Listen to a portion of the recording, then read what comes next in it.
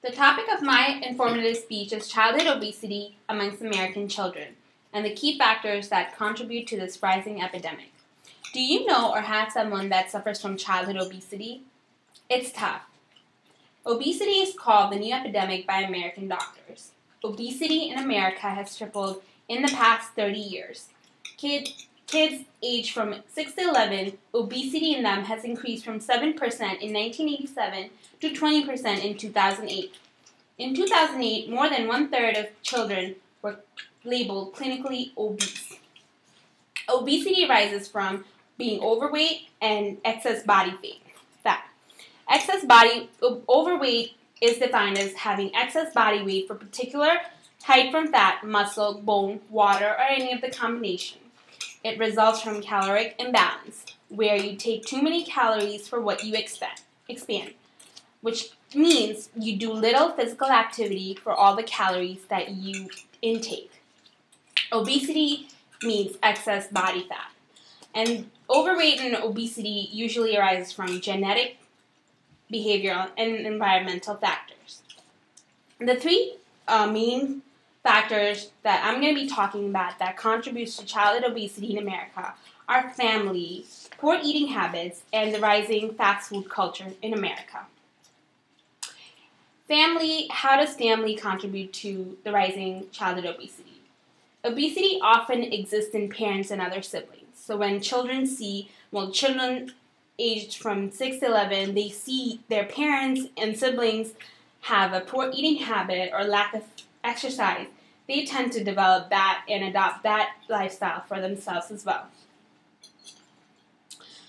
In order to get rid of childhood obesity, we really need to start at family. You need to clear out your pantry, get rid of junk food. You need to change your eating habits to match their children.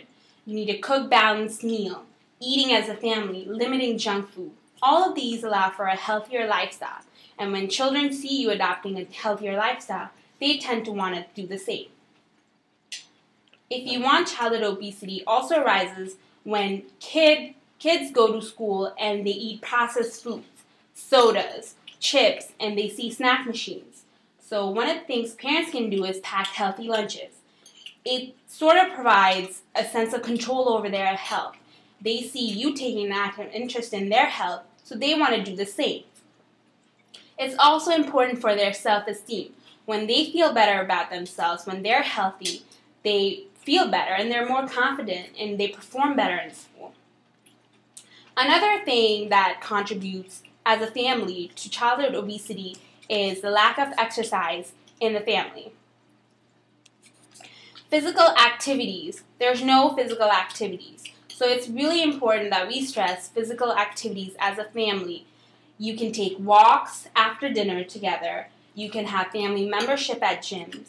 And these all help in reducing childhood obesity.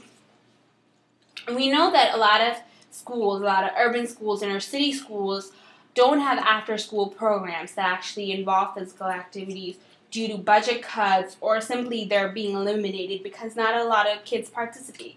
So if you adopt or take up physical activities as a family, you're actually helping your kid into a better lifestyle. Another habit or another factor that contributes to childhood obesity is eating habits. During childhood, kids learn the fundamentals, behaviors of eating by following what their parents eat. So if you eat right, they're going to want to eat right. Due to poor eating habits, kids are now showing early signs of developing diabetes, cholesterol, and high blood pressure.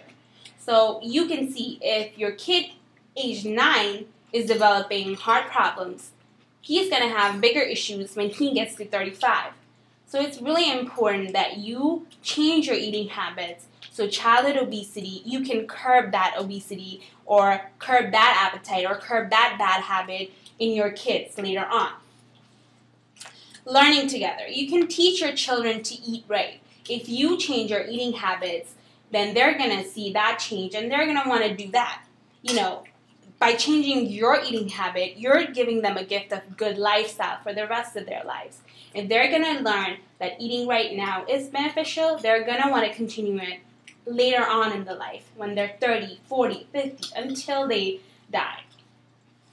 So again, if you want to have a better eating habit, if you want your kids to have a better eating habit, you need to change your eating habit. That means sharing quality time, sharing healthy meals, cooking at home, and learning and managing food as a life-sustaining item rather than eating for emotional purposes.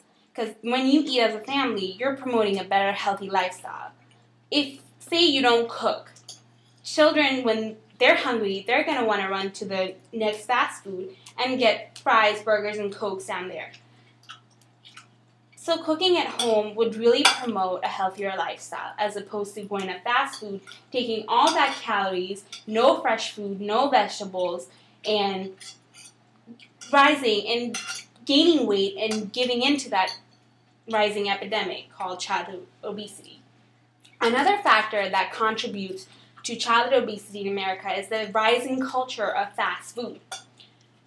Fast food chains, there is a link. The growing number of the children who are obese is linked to the growing number of fast food chains in America. Every 5 miles you go, you're going to find 2 fast food restaurants per neighborhood. So that really tells you how the fast food culture is really working in towards making your kids gain weight, having illnesses like diabetes, clogged arteries, and high blood pressure. In order to curb all this, you need to have fewer fast food and far in between meals. You need to tell your kids about portion control, balanced diet, and limiting the amount of junk food that you keep in your own pantry. Burger, Coke, and fries, these have calories that you need to consume for the whole day, let alone just for one meal. So if you have that for 3 meals, you're taking in calories that you need for total in for 3 days. And these foods, they don't have little to no fiber, no fruits, no vegetables. They're processed foods, have a lot of sugar, have a lot of junk, and you don't want that in your body. One of the things you can do is don't supersize your fast food meals. Supersize your daily activities, your physical activities. Supersize your eating habits so your kids know that eating right now is better and it's going to lead to a better lifestyle. Let's talk about teen obesity.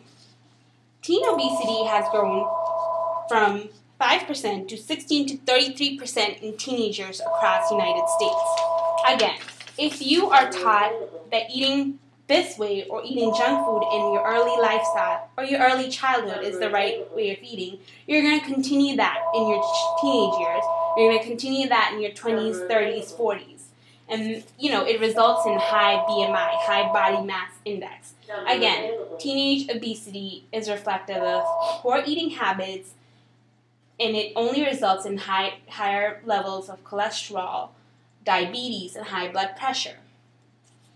So some of the things we can do to lose weight is act as family, have more family participation in changing our eating habits, cooking more often, and taking walks with family, and investing more in physical activities and proper nutrition and diet.